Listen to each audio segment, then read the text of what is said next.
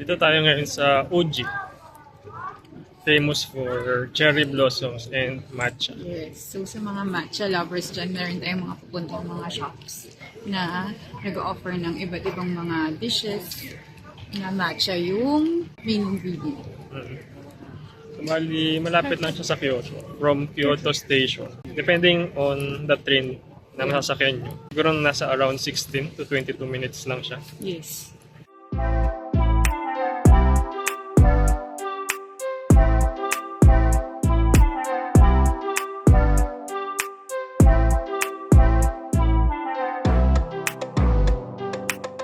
Kain muna tayo. Dito sa Torikiko. Medyo mahaba lang yung pila pero ito yung pinakasikat dito eh.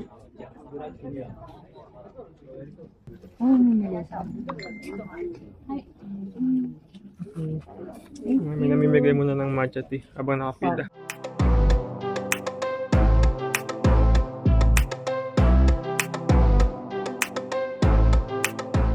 So counter seating 8. Pero may room dito for bigger group. I think 45 kasha.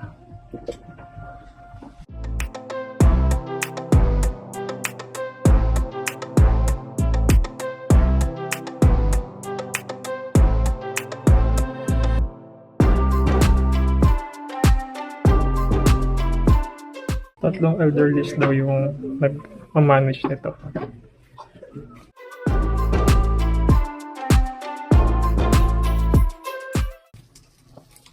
Ito yung menu. Ano yung menu? Yung mga matcha soba. Matcha noodles. Tapos may kasamang tempura or sushi. Parang mga nasa 800 to 1,000 yung price. Ito soba yan. Ito soba. Yan yung matcha.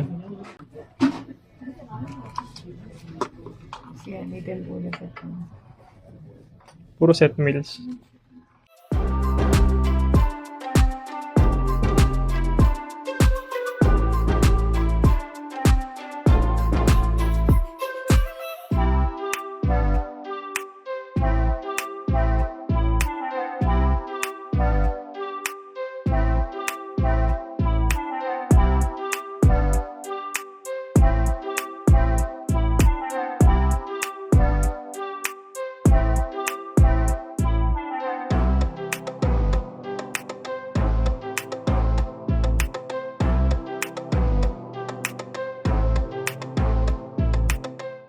Try natin yung soba.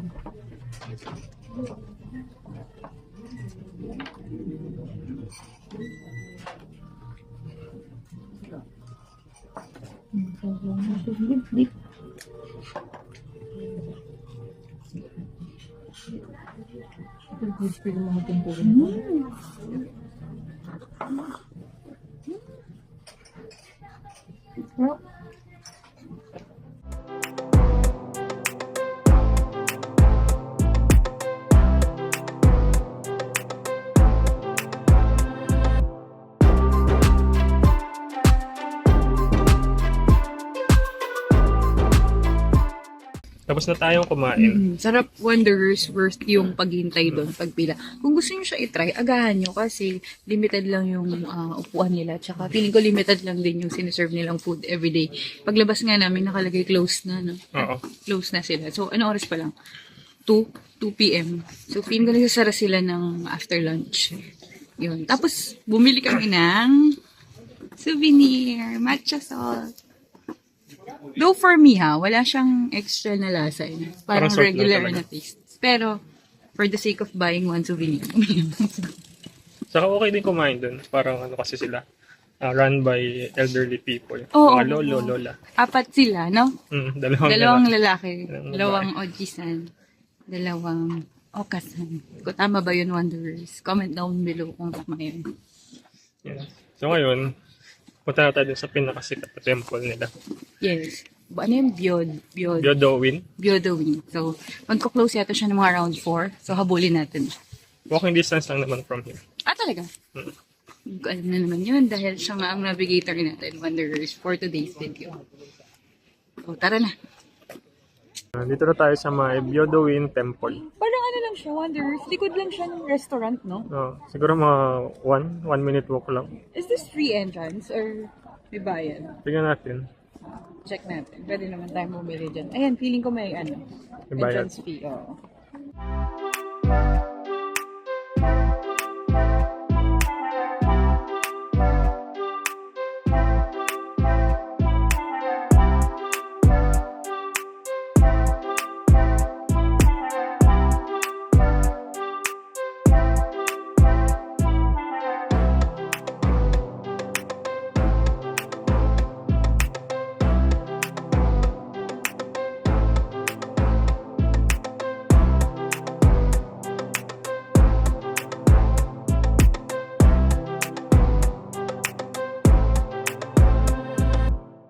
So right next to the Phoenix Hall or the temple, yan, may mga cherry blossom.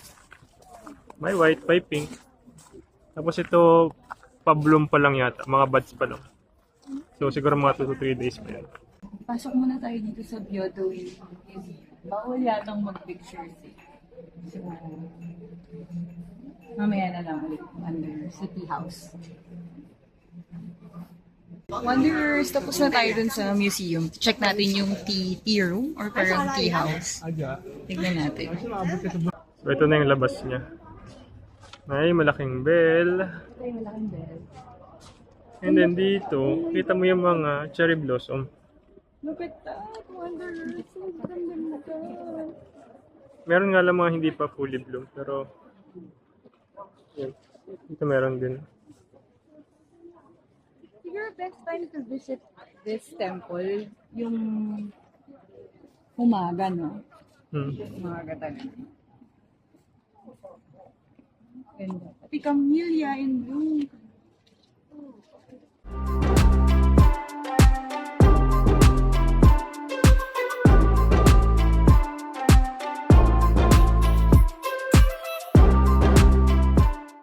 Wanderers, tapos na tayo dun sa Byodoin Temple, yung buong area, na ikot na natin siya.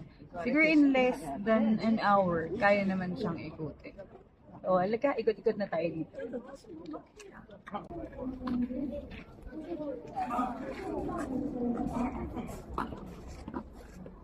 Tapos na yung peak niya eh, kasi palabas na yung dahon. Ganda, no? Let's go!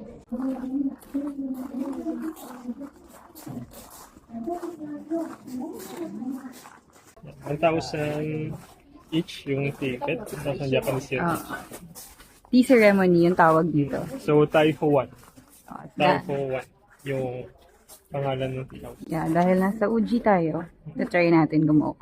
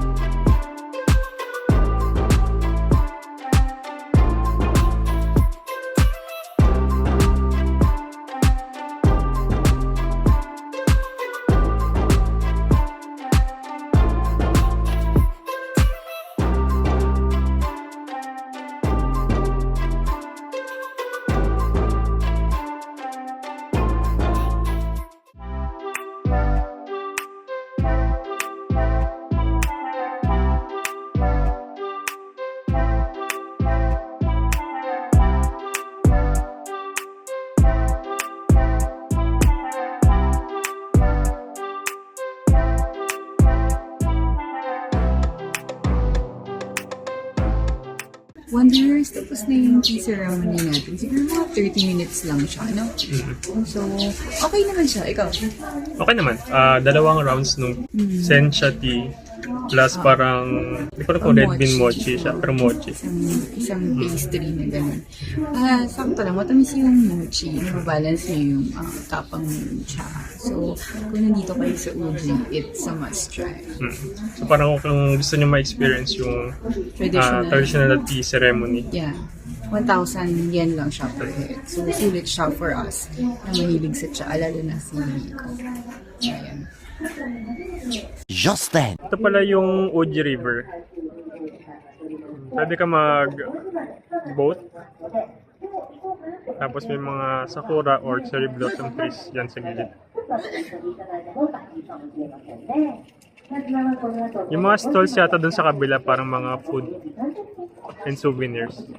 So tatawid tayo dun mamaya.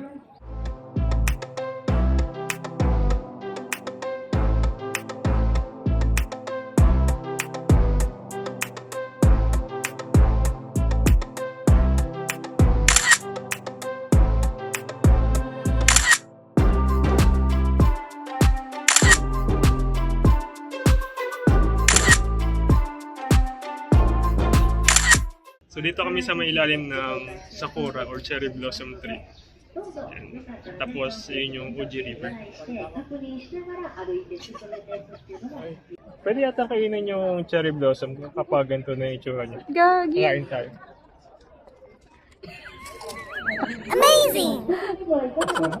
Sarap? Pwede nga, luto nga. Sarap. Anders, punta muna tayo dun sa kabilang side ng river. Tatawid tayo pupunta ng beach. Grabe ang ganda.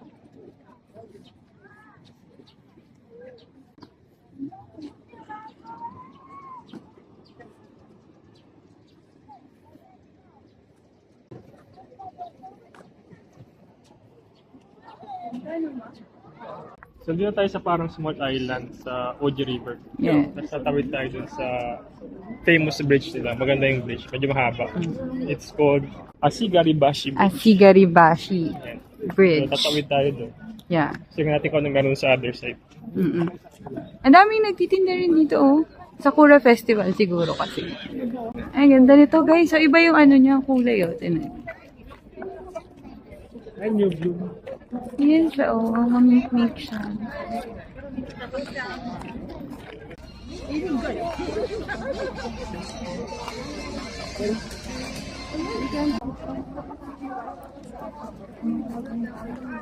Takoyaki din dito. So ito yung takoyaki binili natin kanina. Magkano yan? 600 yung 6 pieces. Medyo mainit eh.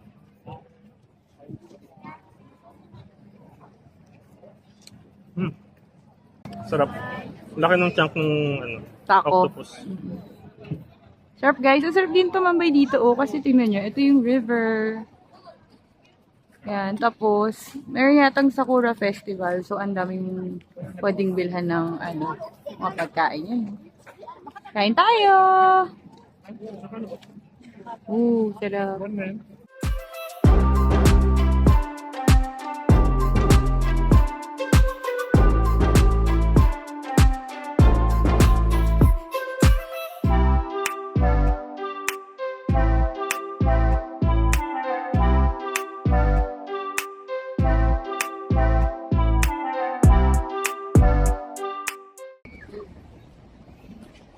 Tawid na tayo!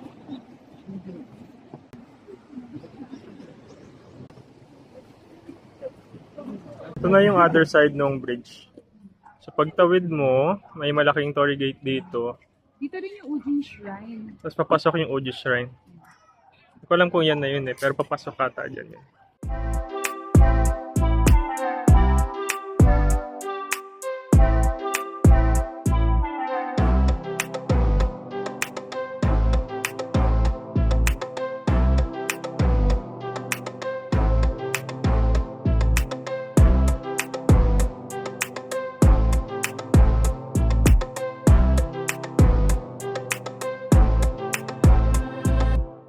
A few minutes later.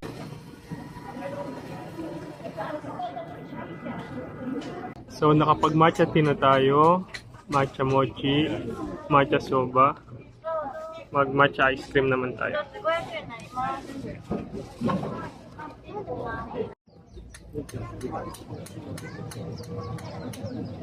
So, ito yung original na matcha ice cream.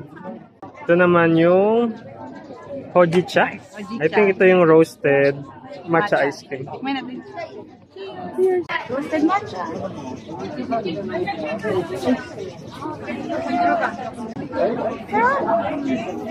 Parang roasted milk tea yung lasa. Yeah. Usually kasi pag matcha, ang alam natin yung green tea, no? So green. Oo nga, no? Iba siya. Hojicha roasted. Yep.